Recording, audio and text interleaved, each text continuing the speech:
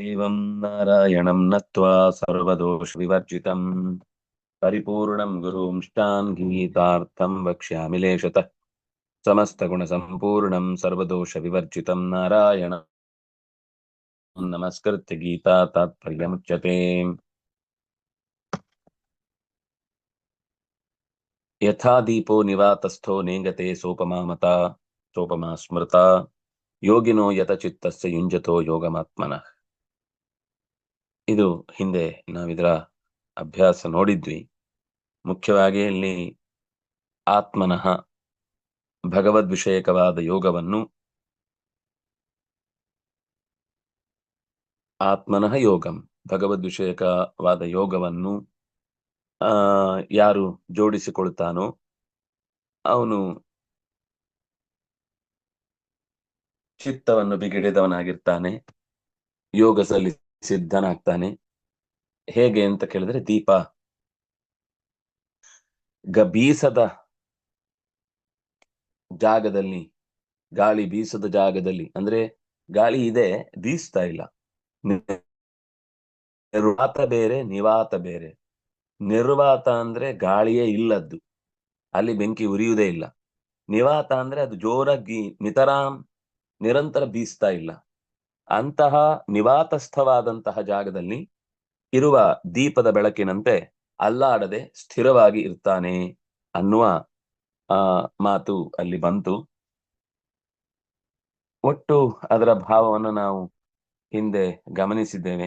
ಏಕಾಗ್ರವಾಗಿರ್ಬೇಕು ಅನ್ನೋದು ಬಹಳ ಮುಖ್ಯವಾದ ಸಂಗತಿ. ಏನದು ಏಕಾಗ್ರ ಚಿತ್ತತೆ ಅಂದ್ರೆ? ಭಗವಂತನನ್ನು ಹೊರತು ಬೇರೆ ಏನು ಅಲ್ಲಿ ನೆನಪಾಗಬಾರದು. ಅಲ್ಲಿ ಆತ್ಮ ಶಬ್ದದಿಂದ ಭಗವಂತನನ್ನೇ ತಗೊಳ್ಬೇಕು ಹೊರತು ಜೀವನನ್ನ ತಗೊಳ್ಳಿಕ್ಕಾಗುದಿಲ್ಲ. ಯಾಕೆಂದ್ರೆ ಗೌಣಶ್ಚೇನ್ನ ಆತ್ಮಶಬ್ದಾತ್, ಆತ್ಮಶಬ್ದ ಇರ್ಬೇಕಾದ್ರೆ ಮೊದಲ ಅರ್ಥ ಭಗವಂತನೇ. ಅದು ಸೇರದೇ ಇದ್ರೆ ಮಾತ್ರ, ಯಾಕೆಂದ್ರೆ ಸಕಲ ಗುಣ ಪರಿಪೂರ್ಣನಾದ ಆತ್ಮಶಬ್ದವನ್ನೇ ಶಾಸ್ತ್ರಗಳಲ್ಲಿ ಬಹಳ ಮುಖ್ಯವಾದ ಹೆಸರು ಭಗವಂತನಿಗೆ ಅಂತ ಗುರುತಿಸ್ತಾರೆ.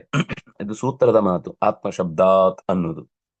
ಯಾಕೆಂದ್ರೆ ಆತ್ಮನಃ ಅದಕ್ಕರ್ಥ ಪರಮಾನಂದ ಮೂರ್ತೆ, ಪರಮ ಆನಂದ ಮೂರ್ತಿಗಳು, ಮೂರ್ತಿ ಅಂತ ಅರ್ಥ. ಆತ್ಮಶಬ್ದ ತುಂಬಾ ಅರ್ಥ ಇದೆ. ಅದು ಜೀವ ಆಗ್ಲಿಕ್ಕೆ ಸಾಧ್ಯ ಇಲ್ಲ, ಪರಮಾನಂದ ಮೂರ್ತಿ ಅಲ್ಲ ಅವನು ಅನ್ನೋದು ನಮ್ಗೆ ಗೊತ್ತಿತ್ತು. ಮುಂದೆ ಸುಮಾರು 4 ಪದ್ಯಗಳಲ್ಲಿ ಒಟ್ಟೊಟ್ಟಿಗೆ ಅನೇಕ ವಿಷಯಗಳನ್ನು ಹೇಳ್ತಾರೆ. ನೋಡ್ತಾ ಹೋಗೋಣ. ಹಿಂದಿನ ಪದ್ಯದ ಒಟ್ಟು ಭಾವ ಗಮನಿಸುವುದಾದ್ರೆ, ಬೀಸದ ಗಾಳಿ ಇರುವ ಜಾಗದಲ್ಲಿ ದೀಪವು ಹೇಗೆ ಚಲಿಸುವುದಿಲ್ಲವೋ ಆ ಚಲಿಸದ ದೀಪವೇ ಪರಮಾತ್ಮನ ಕುರಿತಾದ ಸಮಾಧಿಯೋಗವನ್ನ ನಡೆಸುತ್ತಿರುವ ಭಗವಂತನನ್ನೇ ಮನಸ್ಸಿನಲ್ಲಿ ನೆನೆದು ನಿರಂತರ ಅವನನ್ನೇ ಹೊತ್ತಿರುವ ಸಜ್ಜನನ ಹೃದಯಕ್ಕೆ ಹೋಲಿಕೆಯಾಗುವ ದೃಷ್ಟಾಂತ. ಅದೇ ನಿಜವಾದ ಹೋಲಿಕೆ, ಅಲ್ಲಾಡದ ದೀಪ. ಇದು ಯೋಗಿಯ ಮನಸ್ಸಿನ ಭಾವವನ್ನ ಚೆನ್ನಾಗಿ ನಿರೂಪಣೆ ಮಾಡುತ್ತೆ ಅಂತ. ಯತ್ರೋ ಪರಮತೆ ಚಿತ್ತಂ ನಿರುದ್ಧಂ ಯೋಗ ಸೇವಯಾ ಯತ್ರ ಚೈವಾತ್ಮನಾತ್ಮಾನಂ ಪಶ್ಯನ್ನಾತ್ಮನಿ ತುಷ್ಯತಿ. ನಾರಾಯಣ. ಯತ್ರ ಉಪರಮತೆ ಚಿತ್ತಂ ಯೋಗ ಸೇವಯಾ ನಿರುದ್ಧಂ ಚಿತ್ತಂ ಯತ್ರ ಉಪರಮತೆ ಯತ್ರ ಚ ಆತ್ಮನ ಆತ್ಮಾನಂ ಪಶ್ಯತಿ ಆತ್ಮನಿ ತುಷ್ಯತಿ ತತ್ರ ಉಪರಮತೆ. ಅದು ಇನ್ನು ಅದಕ್ಕೆ ಅದು ನಿಲ್ಲುವುದಿಲ್ಲ ಅಂತ ಹೇಳಿದ್ದು. ಮುಂದಿನ ಶ್ಲೋಕ ತನಕ ಹೋಗುತ್ತದು. ಆದ್ರೆ ಬಂದ ಭಾವವನ್ನ ಒಂದು ಕಡೆಗೆ ನಿಲ್ಲಿಸಿದ್ರೆ, ಅಂತಹ ಭಗವಂತನನ್ನ ತನ್ನಲ್ಲಿ ಕಂಡು ಖುಷಿ ಪಡ್ತಾನೆ ಅನ್ನುವುದಕ್ಕೆ ಹೇಳುವ ಮಾತು.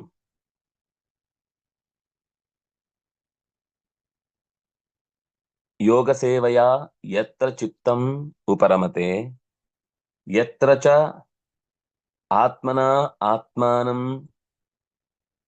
ಆತ್ಮನಿ ಪಶ್ಯತಿ ತುಷ್ಯತಿ ಚ. ಇದು ತುಂಬಾ ಖುಷಿ ಕೊಡುವಂಥದ್ದು. ತನ್ನ ಮನಸ್ಸಿನಿಂದ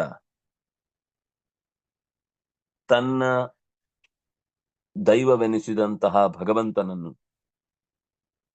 ಜೀವದ ಒಳಗೆ ಅಂದ್ರೆ ಜೀವದ ಮನಸ್ಸಿನಿಂದ ಹೃತ್ಕಮಲ ಮಧ್ಯ ನಿವಾಸಿಯಾಗಿ ಹೃತ್ಕಮಲ ನಿವಾಸಕ್ಕೆ ಯೋಗ್ಯನಾದ ಭಗವಂತನನ್ನು ಯಾರು ಕಾಣುತ್ತಾನೆ, ಯಾರು ಕಂಡು ಖುಷಿ ಪಡ್ತಾನೆ, ಅವನು ಸಾಧಕ, ಅವನು ಯೋಗಿ ಅಂತ ಹೇಳಲಿಕ್ಕೆ ಹೊರಟದ್ದು. ಚಿತ್ತ ಯೋಗ ಸೇವನೆಯಿಂದ ಬೇರೆಲ್ಲಿಗೂ ಹೋಗದೆ ತಡೆದು ನಿಲ್ಲಿಸಲ್ಪಟ್ಟು ಎಲ್ಲಿ ಪರಮಾನಂದದಲ್ಲಿ ಮುಳುಗುತ್ತೋ, ಎಲ್ಲಿ ತನ್ನೊಳಗೆಯೇ ಭಗವಂತನನ್ನ ಎಲ್ಲ ರೀತಿಯಿಂದಲೂ ಕಾಣುವುದಕ್ಕೆ ಪ್ರಯತ್ನಿಸಿ ಖುಷಿ ಪಡುತ್ತೋ, ಅದು ನಿಜವಾದ ಖುಷಿ ಪಡುವ ಜಾಗ, ಅಥವಾ ನಿಜವಾದ ಐಂದ್ರಿಯಕವಲ್ಲದ ಸುಖವನ್ನ ಕೊಡುವಂತಹ ವಿಶೇಷ ಇಂದ್ರಿಯಗಳಿಂದ ಆಚೆಗೆ, ಇಂದ್ರಿಯಗಳಲ್ಲಿ ನೋಡ್ಲಿಕ್ಕೆ ಸಿಗದ ಅಪರೂಪದ ಸುಖ ಅಲ್ಲಿ ದೊರಕುವುದು ಅಂತ ಇಷ್ಟು ಹೇಳಿದ ಹಾಗಾಯ್ತು.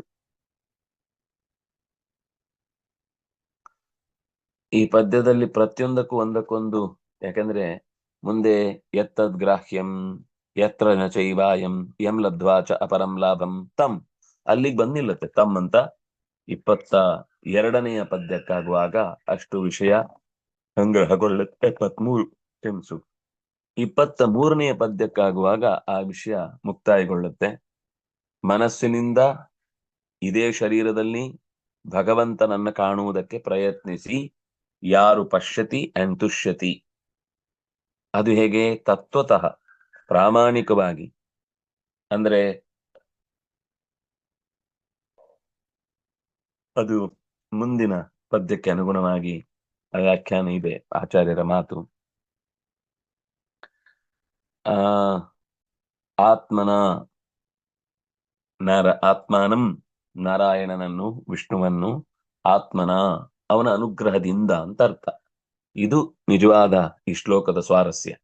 ಆತ್ಮನ ಆತ್ಮಾನಂ ಆತ್ಮನಿ ಪಶ್ಯತಿ, ಅವನದ್ದೇ ಅನುಗ್ರಹದಿಂದ ಅವನನ್ನೇ ಅವನ ಮನೆಯಲ್ಲಿ ಕಾಣುವಂತಾಗುವುದು.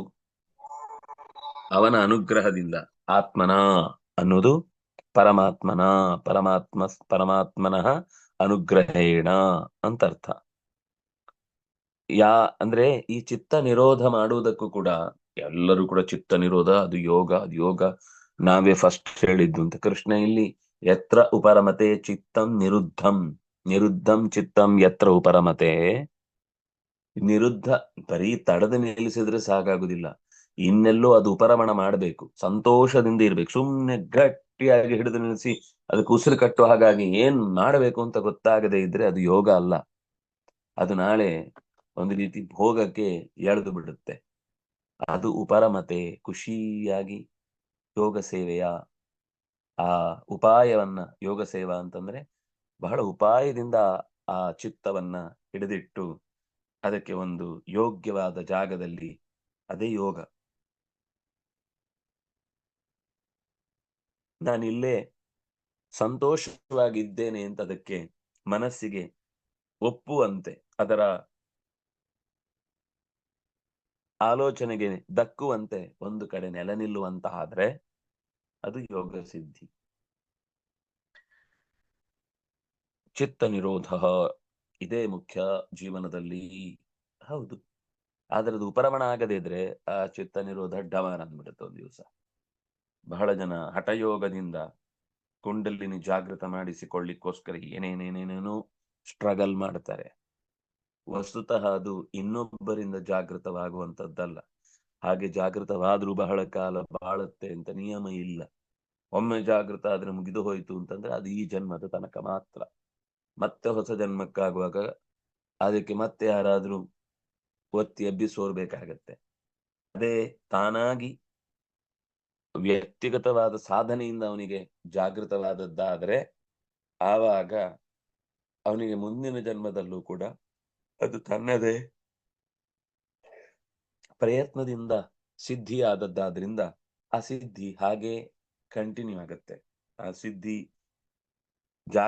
ಸಿದ್ಧಿ ಅನ್ನೋದಕ್ಕಿಂತ ಜಾಗೃತಿ ಕಂಟಿನ್ಯೂ ಆಗುತ್ತೆ. ಸಿದ್ಧಿ ಎಲ್ಲ ಕೆಲವೊಂದ್ಸರ್ತಿ ಅವನ ಹತ್ರ ಎಷ್ಟು ತಪಸ್ಸಿದೆಯೋ ಅಷ್ಟಕ್ಕೆ ಅನುಗುಣವಾಗಿ ಅಲ್ಲಿ ತನಕ ಸಿಗುತ್ತೆ. ಅವನ ತಪಸ್ಸು ಅನ್ನೋದು ಅವನಿಗೆ ನಿತ್ಯ ನಿರಂತರ ಆದ್ರೆ ಅವನ ಸಿದ್ಧಿಯು ಕೂಡ ಹಾಗೆ ಎಷ್ಟೋ ಜನ್ಮಕ್ಕೆ ಮುಂದುವರಿಯುತ್ತೆ. ಸಿದ್ಧಿಯಲ್ಲಿ ಸ್ವಲ್ಪ ಬುದ್ಧಿ ಪ್ರವೇಶ ಆಯ್ತು ಅಥವಾ ಲಾಭದ ಆಲೋಚನೆಗಳು ಬಂತು ಅಂತಂದ್ರೆ ಆವಾಗ ಅದು ಹಾನಿ ಮಾಡುತ್ತೆ. ಆ ಕಾರಣಕ್ಕಾಗಿ ಬಹಳ ಜಾಗ್ರತೆಯಿಂದ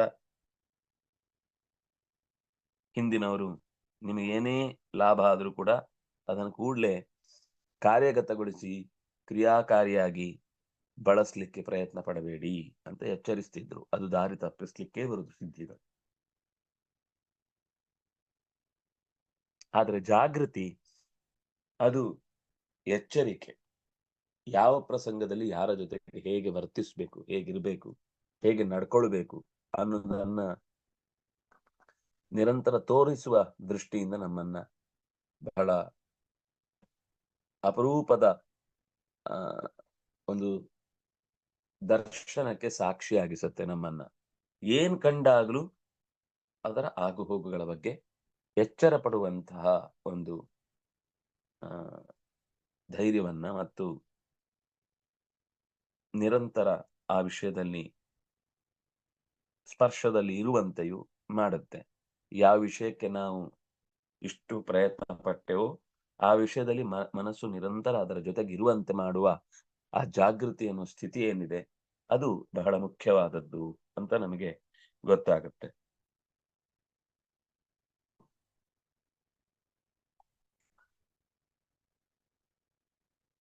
ನಾವು ಈ ಮುಂದಿನ ಪದ್ಯವನ್ನು ಕೂಡ ಸ್ವಲ್ಪ ಈಗ ನೋಡ್ಬೇಕಾಗುತ್ತೆ. ಯಾಕಂದ್ರೆ ಈ ಮುಂದಿನ ಪದ್ಯಕ್ಕೆ ಸಂಬಂಧಪಟ್ಟೆ ಈ ಹಿಂದಿನ ಪದ್ಯಗಳೆಲ್ಲ ನಿರೂಪಣೆಗೊಂಡಿದೆ. ಸುಖಮಾತ್ಯಂತಿಕಂ ಯತ್ತತ್ ಬುದ್ಧಿಗ್ರಾಹ್ಯಮತೀಂದ್ರಿಯಂ ವೇತ್ತಿ ಯತ್ರ ನ ಚೈವಾಯಂ ಸ್ಥಿತಶ್ಚಲತಿ ತತ್ವತಃ. ಸುಖ ಆಗ್ತಾ ಇದೆ, ಆ ಸುಖಕ್ಕೆ ಕೊನೆ ಇಲ್ಲದ ಸುಖ. ಇನ್ನೂ ಒಂದು ವಿಶೇಷ, ಬುದ್ಧಿಗ್ರಾಹ್ಯಂ ಅತೀಂದ್ರಿಯಂ.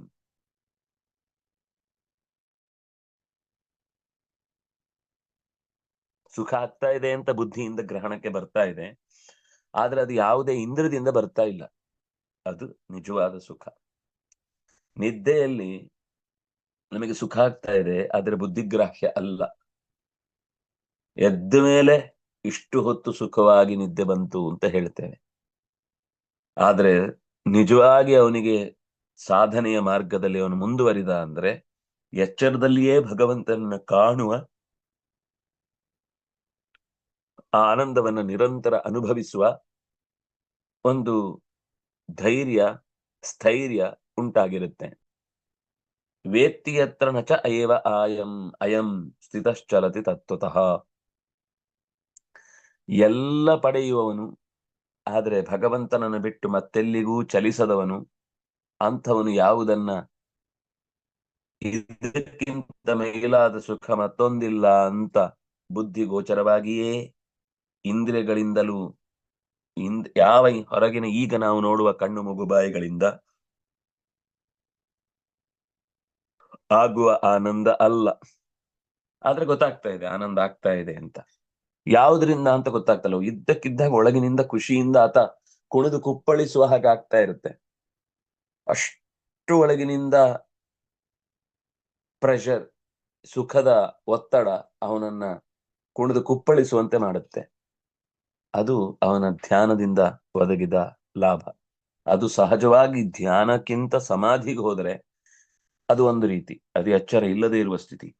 ಈ ಎಚ್ಚರ ಇದ್ದಾಗಲೇ ಅದು ಲಾಭ ಆಯ್ತು ಅನ್ನೋದು, ನಾವು ನಿದ್ದೆಯಲ್ಲಿ ಏನ್ ಸುಖ ಪಡ್ತೇವೆ ಅದು ಎಚ್ಚರದಲ್ಲೇ ಸುಖ ಪಟ್ರೆ ಅದೇ ಸಮಾಧಿ, ಅದೇ ಧ್ಯಾನ, ಅದೇ ಭಗವಂತನ ನಿಜವಾದ ಯೋಗ.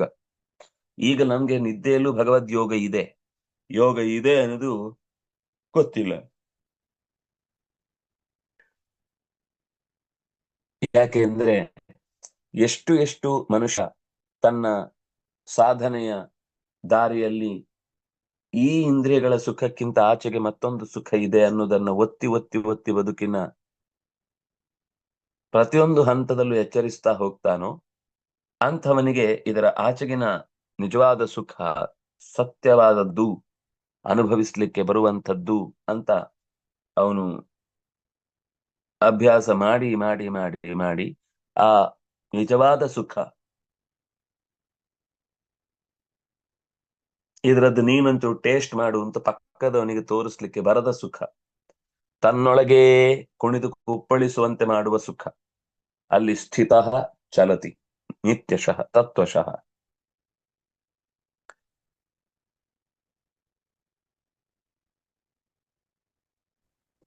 ನ ಚಲತಿ, ಒಂದು ಕಡೆ ಸ್ಥಿರವಾಗ್ತಾನೆ, ಮತ್ತೆ ಅಲ್ಲಾಡದೆ ಆ ಸುಖವನ್ನು ಅನುಭವಿಸುವ ಕಡೆಗೆ ತತ್ವತಃ ಅಂತ ಶಬ್ದ ಹಾಕಿದ್ರು. ತಾತ್ವಿಕವಾಗಿ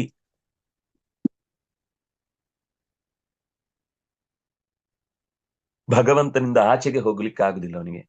ಲೋಕದ ಬಗ್ಗೆ ಆಸಕ್ತಿಯೇ ಬರುದಿಲ್ಲ. ಅಯ್ಯೋ ಇದ್ರಲ್ಲಿ ಏನು ಸ್ವಾರಸ್ಯ ಇಲ್ಲ, ಏನಕ್ಕೆ ಅಂತ ಇದನ್ನ ಹಿಡ್ಕೋಬೇಕು ಅಂತ ಅವನಿಗೆ ಅನ್ಸತ್ತೆ. ನಾವ್ ಇದನ್ನ ಬಾಯಲ್ಲಿ ಹೇಳ್ತೀವಷ್ಟೇ, ಅದು ಶಬ್ದದಿಂದ ಹೇಳ್ತೀವಷ್ಟೇ. ಆದ್ರೆ ಅವನಿಗೆ ನಿಜವಾಗಿಯೂ ಶಬ್ದವನ್ನು ಮೀರಿದ ಒಂದು ಅನುಭವ ಅವನ ಇಡೀ ಜೀವನವನ್ನೇ ಬದಲಾಯಿಸುತ್ತೆ. ಅವನಿಗೆ ಅದರ ಮೇಲೆ ಮತ್ತೆ ಯಾವ ಸುಖವೂ ಇಲ್ಲ ಅನ್ನೋ ನಿಶ್ಚಯಿತವಾದ ಬುದ್ಧಿ ಇರುವುದರಿಂದ ಅವನು ಅದನ್ನೇ ಇಷ್ಟಪಡ್ತಾ ಹೋಗ್ತಾನೆ. ಯಂ ಲಬ್ಧ್ವಾ ಚಾಪರಂ ಲಾಭಂ ಮನ್ಯತೆ ನಾಧಿಕಂ ತತಃ ಯಸ್ಮಿನ್ ಸ್ಥಿತೋ ನ ದುಃಖೇನ ಗುರುಣಾಪಿ ವಿಚಾಲ್ಯತೆ. ಯಾವುದನ್ನ ಅವನು ಒಂದ್ಸಲ ರಿಸೀವ್ ಮಾಡ್ತಾನೋ, ಇದು ನನಗೆ ಸಿಕ್ಕಿದ್ದು ಅಂತ ಗೊತ್ತಾಗುತ್ತೋ ಅವನಿಗೆ,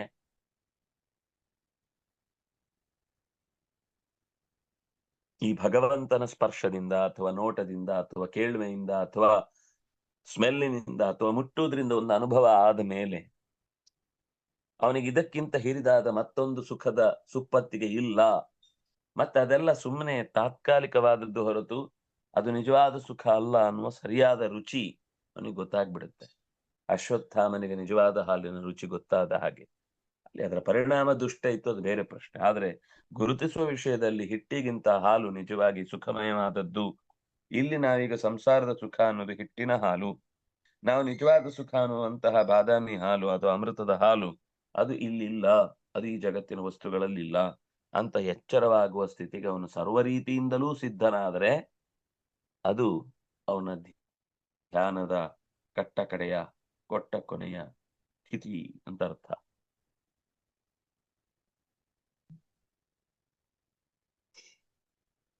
ಅಂದ್ರೆ ಲೋಕದ ವಿಷಯದಲ್ಲಿ ಕೊಟ್ಟ ಕೊನೆ ಅಂತಲ್ಲ, ಲೋಕದಲ್ಲಿ ಅವನು ಮತ್ತು ಎಷ್ಟು ದಿವಸನೂ ಇರ್ಬೋದು, ಅವನಿಗೆ ಭಗವಂತನ ಆದೇಶ ಇದ್ದೇ ಇರುತ್ತೆ. ಆದ್ರೆ ಅವನು ಮತ್ತೆ ಸಾಧಿಸ್ಲಿಕ್ಕೆ ಅಂತ ವಿಶೇಷವಾಗಿ ಏನು ಪ್ರಯತ್ನ ಪಡಬೇಕಾಗುದಿಲ್ಲ. ಅವನ ಸಾಧನೆಯ ತುದಿಯನ್ನು ಅವನು ಮುಟ್ಟಿರ್ತಾನೆ ಅನ್ನೋದು ಒಟ್ಟು ಆ ಶಬ್ದದ ವಾಕ್ಯದ ಅರ್ಥ. ಸಂವಿದ್ಯಾ ದುಃಖ ಸಂಯೋಗ ವಿಯೋಗಂ ಯೋಗ ಸಂಹಿತಂ ತನಿಶ್ಚೇನ ಯೋಕ್ತವ್ಯೋ ಯೋಗೋ ನಿರ್ವಿಣ್ಣ ಚೇತಸ.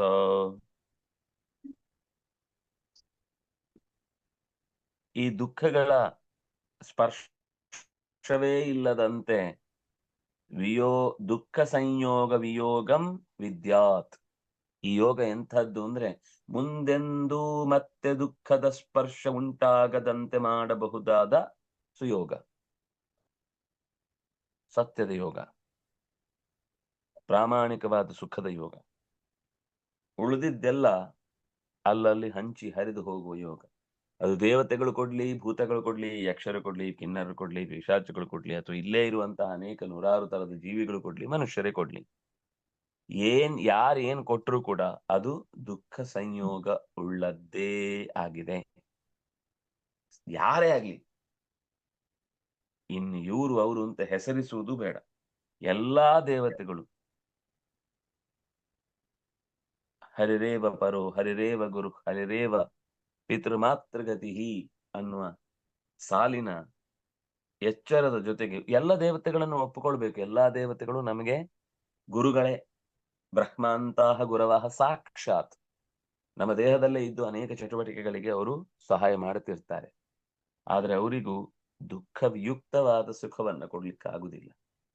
ಯಾಕಂದ್ರೆ ಅವರೇ ಕೆಲವಂಶದಲ್ಲಿ ದುಃಖಿತರು, ಕೆಲವಂಶದಲ್ಲಿ ಗಮನಿಸಿಲ್ಲ ಅನ್ನುವ ವ್ಯಥೆ ಕೆಲವೊಮ್ಮೆ ಕಾಡುತ್ತೆ. ಅಪರೂಪಕ್ಕೆ ಆಗ್ಬೋದು, ಇದು ಇಡೀ ಜನ್ಮದಲ್ಲಿ ಅವರಿಗೆ 1, 2, 3 ಸಲ 5, 6 ಸಲ ಆಗಿರ್ಬೋದು. ನಂದು 5-6 ಸಲ ಒಳ್ಳೇದನ್ನ ಬಿಟ್ರೆ ಉಳಿದಿದ್ರ ಬಗ್ಗೆ ಯೋಚನೆ ಮಾಡಲ್ಲ.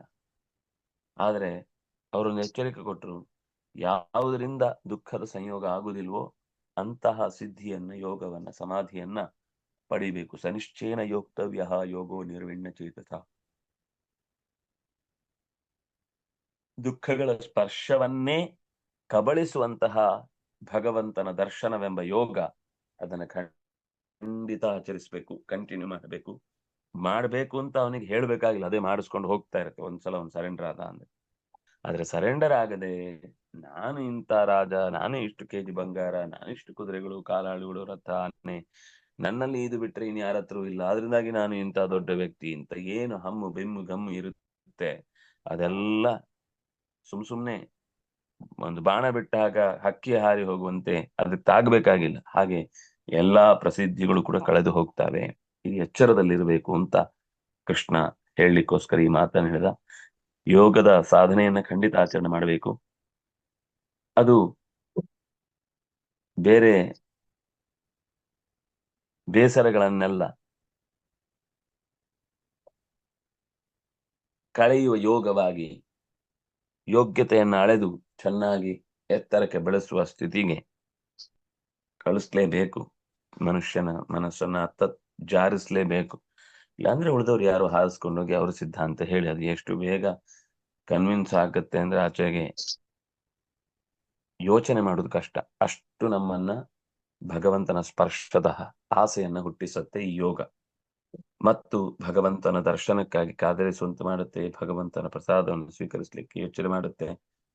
ಭಗವಂತ ಬೀಸಿದ ಗಾಳಿಯಿಂದ ಅದರಿಂದ ಮೈಯೊಡ್ಡಿ ಸ್ವಲ್ಪ ಹೊತ್ತು ವಿಶ್ರಾಂತಿ ಪಡ್ಕೊಳ್ಳಿಕ್ಕೆ ಬಯಸುತ್ತೆ. ಹೀಗೆ ಎಲ್ಲಾ ರೀತಿಯಿಂದಲೂ ಭಗವಂತನ ಚಟುವಟಿಕೆ ನಿರಂತರವಾದದ್ದು.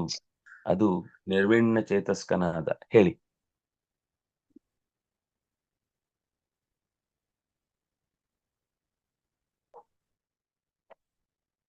ಯಾವುದೇ ಬೇಸರವಿಲ್ಲದ ಮನಸ್ಸಿನಿಂದ ಕೂಡಿದಂತಹ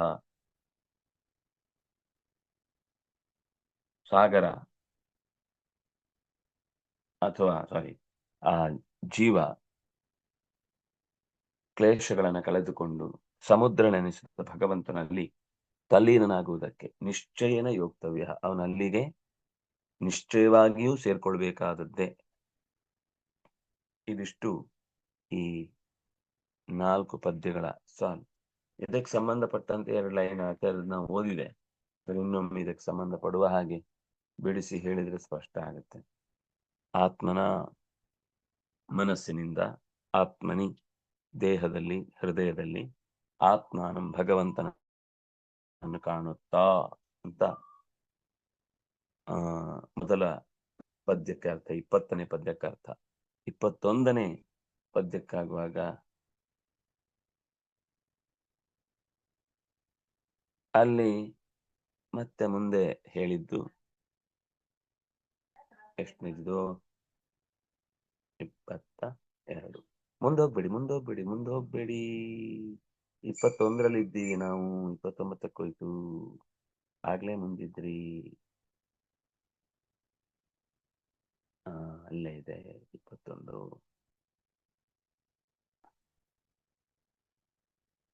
ಹಿಂದೋಗ್ಬಿಡಿ. ಸರಿ ಇದೆ.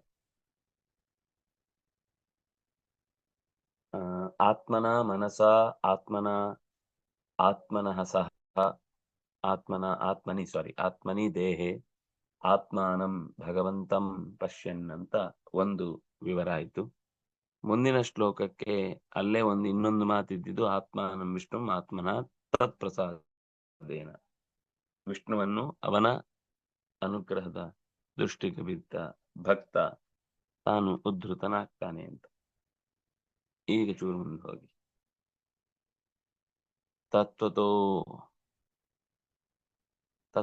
ಅಂದ್ರೆ ಭಗವಂತನ ರೂಪದಿಂದ.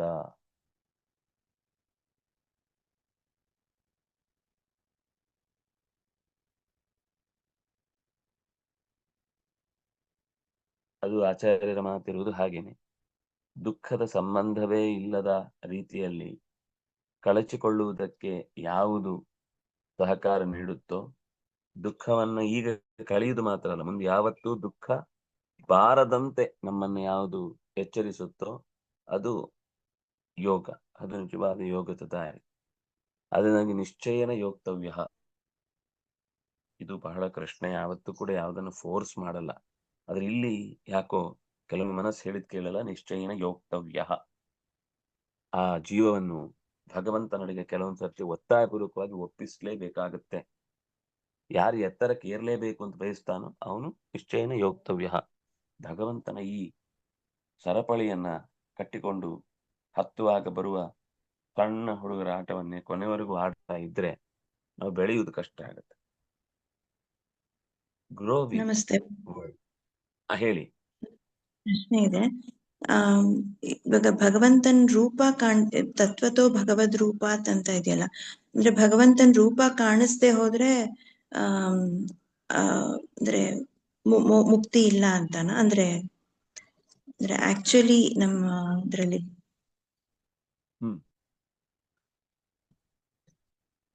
ಅಂದ್ರೆ ಕಾಣ್ಬೇಕು, ಕಾಣತ್ತೆ.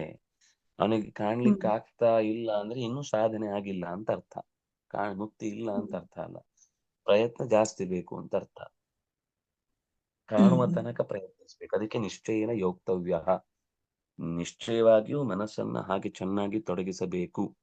ಯಾರಿಗೆ ಏರ್ಬೇಕು, ಎತ್ತರಕ್ಕೆ ಹತ್ತಬೇಕು ಅಂತಿದೆ, ಅವನು ನಿಶ್ಚಯವಾಗಿಯೂ ತನ್ನ ಈ ದಾರಿಯಲ್ಲಿ ಭಗವಂತನ ಕಡೆಗೆ ತತ್ವತೋ ಭಗವದ್ರೂಪಾತ್, ತತ್ವತಃ ಪ್ರಾಮಾಣಿಕವಾಗಿ. ನನ್ ಪ್ರಶ್ನೆ ಇದ್ದಿದ್ದು, ಕಾಣೋದು ಅಂದ್ರೆ ಬರೀ ಕಣ್ಣಿಂದ ಕಾಣೋದೊಂದೇ ಮುಖ್ಯನಾ ಅಥವಾ ನಮ್ಮ ಅನುಭವಕ್ಕೆ ಬಂದ್ರೆ ಸಾಕ ಅಂತ? ಕಣ್ಣಿನಿಂದ ಕಾಣುವುದು ಅನ್ನೋದು ಅದು ಕಣ್ಣಿಗೆ ಕಾಣಲ್ಲ. ಯಾಕಂದ್ರೆ ಅದು ಈ ಜಡ ಪದಾರ್ಥ ಅಲ್ಲ. ಕಣ್ಣಿಗೆ ಕಾಣುವುದು ಜಡ ಪದಾರ್ಥ ಮಾತ್ರ, ಅಥವಾ ಜಡದಿಂದ ಆವರಿಸಿದ ಚೇತನಗಳು ಕಾಣುತ್ತೆ. ಬರೀ ಚೇತನವನ್ನು, ಜೀವವನ್ನು ನೋಡ್ಲಿಕ್ಕಾಗಲ್ಲ. ಜೀವವನ್ನೇ ನೋಡ್ಲಿಕ್ಕಾಗಲ್ಲ ಅಂದ್ರೆ ಜೀವನಿಯಾಮಕನಾದ ಪರಮಾತ್ಮನ ನೋಡೋದು ಸಾಧ್ಯವೇ? ಇದು ಒಂದು ಪ್ರಶ್ನೆ. ಹಾಗಿದ್ರೆ ಈ ಮನಸ್ಸು ಸ್ಥಗನಗೊಂಡು ಜೀವದ ಒಂದು ಮನಸ್ಸಿದೆ, ಅದು ಮತ್ತೆ ಈ ಹೊರಗಿನ ಎಲ್ಲಾ ಗಾಜುಗಳನ್ನು ದಾಟಿ ಆಚೆಗಿರುವ ವಸ್ತುವನ್ನ ನೋಡಿ ಆ ಜೀವನಿಗೆ ಅದರಂತೆ ಹೇಗೆ ಮುಂದುವರಿಬೇಕು ಅನ್ನುವ ಪ್ರೇರಣೆಯನ್ನ ಮಾಡ್ತಾ ಇರುತ್ತೆ.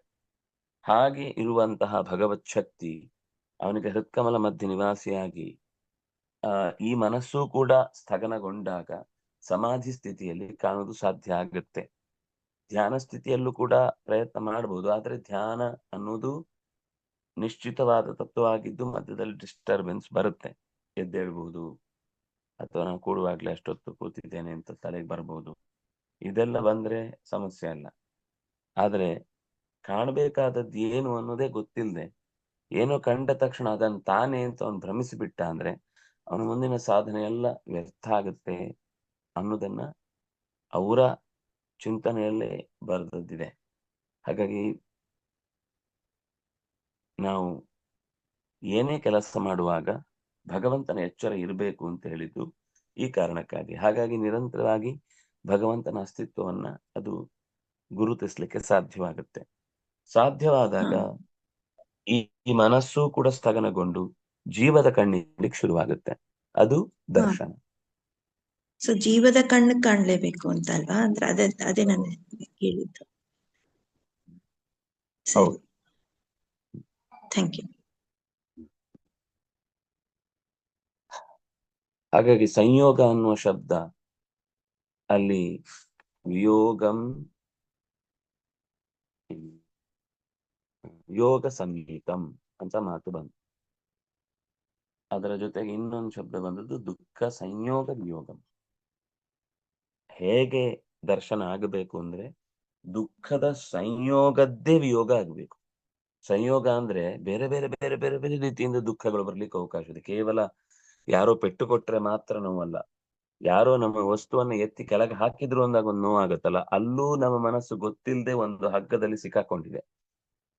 ಗೋಡೆಗೆ ಹಾಕಿದರೆ ಯಜಮಾನನಿಗೆ ಮೇಲ್ನ ಮನೆಯವರು ಗೋಡೆಗೆ ಒಂದು ಆಣಿ ಬಡಿದ್ರೆ ತನ್ನೆದೆಗೆ ಬಡಿದ್ರು ಅಷ್ಟು ನೋವಾಗಲ್ಲ. ಅಷ್ಟು ನೋವಾಗಿ ಓಡಿ ಬರ್ತಾನೆ, ರಕ್ಷಿಸ್ತಾನೆ ಗೋಡೆಯನ್ನ. ಅಂದ್ರೆ ಅವನಿಗೆ ತಾನೇ ಆ ಮನೆ ಅನ್ನುವ ಭ್ರಮೆಯ ಪರಾಕಾಷ್ಠೆಯಲ್ಲಿ ಇದ್ದಾನೆ ಕೆಲವೊಂದ್ ಸರ್ತಿ. ಅಂತಹ ಸ್ಥಿತಿಯನ್ನ ದಾಟಬೇಕು. ಎಲ್ಲ ನಾನೇ ಅಂತ ಭಾವನೆ. ಕೊನೆಗೆ ಹೆಂಡಿರು ಮಕ್ಕಳು ಹಾಗಂತ ಹೇಳಿ ಹೆಂಡತಿ ಮಕ್ಕಳನ್ನೆಲ್ಲ ಬಿಟ್ಟು ಓಡ್ಬೇಕು ಅಂತ ಅರ್ಥ ಅಲ್ಲ. ಯಾವುದರಿಂದ ಲಾಭ ಇದೆ ಮುಂದಿನ ಕಾರ್ಯಕ್ಕೆ, ಅದು ನಿಜವಾದ ಎಚ್ಚರದ ಕಾರ್ಯ. ಅದು ಬಿಟ್ಟು ಸಿಕ್ಕಿದ್ದನ್ನೆಲ್ಲ ಒಂದ್ಸರ್ತಿ ಟ್ರೈ ಮಾಡೋಣ ಅಂತ ಯೋಚನೆ ಮಾಡಿ ಅದರಿಂದ ಆಗುವ ಒಳ್ಳೆಯ ಅಂಶವನ್ನ ಗ್ರಹಿಸದೆ ಹೋದ್ರೆ ಆ ಪ್ರಯಾಣಗಳಿಗೆ ಅರ್ಥ ಇಲ್ಲ ಅಂತಾಗುತ್ತೆ. ಇದು ನಮಗೆ ಎಚ್ಚರದಲ್ಲಿರ್ಬೇಕಾದ ಸಂಗತಿ. ಇದ್ರ ಮೇಲೆ ಒಂದಿಷ್ಟು ಆಚಾರ್ಯರ ಜಿಜ್ಞಾಸ ಮಾತುಗಳಿವೆ. ಅದನ್ನು ಮತ್ತೆ ನಾಳೆ ಸೇರಿದಾಗ ನೋಡೋಣ ಅಂತ ಹೇಳ್ತಾ, ಶ್ರೀ ಹರಿಪ್ರಿಯತಾಂ ಶ್ರೀ ಕೃಷ್ಣಾರ್ಪಣಮಸ್ತು. ವಿಷ್ಣು ಪುರಾಣ ಸರ್. ಏನು ಸರ್ ವಿಷ್ಣು ಪುರಾಣ ಇದೆಯಾ ಸರ್? ಇದೆ ಇದೆ ಇದೆ. ಸರಿ ಸರಿ.